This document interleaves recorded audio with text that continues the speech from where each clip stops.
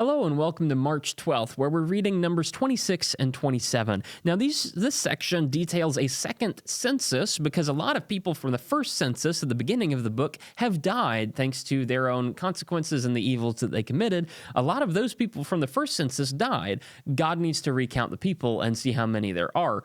And so that's what we are dealing with at the end of Numbers. The reason this book is called Numbers is because they number the people not once but twice, and so we call it Numbers. We're very clever like that.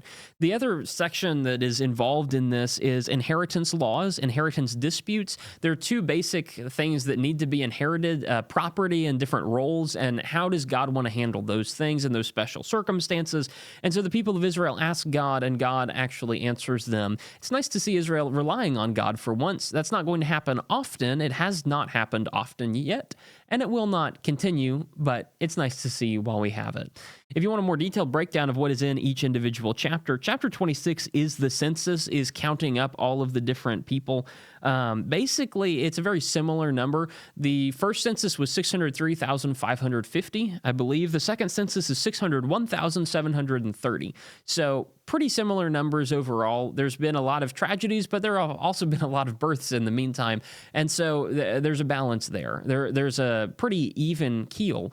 Everything in the census checks out, and so God's people are numbered. It's a matter of practicality for the Israelite government at that point, and so it just makes things easier. When you get to chapter 27, this is the inheritance chapter, and this is where a couple of specific questions are raised.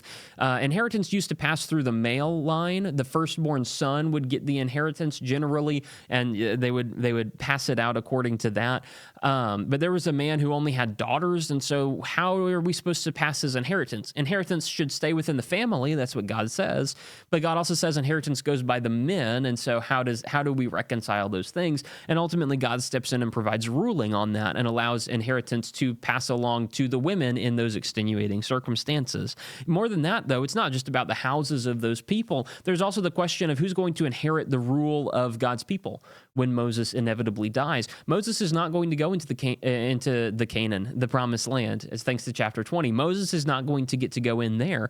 Who's going to take God's people from there? And so who's going to inherit Moses' position? Joshua is going to inherit Moses' position. And so there's a little ceremony that goes on there with Moses ordaining Joshua to take over for him when he inevitably dies. If you want a further detail on that, more written stuff on that, there's stuff on the written page if that's what you're interested in to go through those two chapters. And if not, I'll see you tomorrow, March 13th, where we're reading Numbers 28 through 30.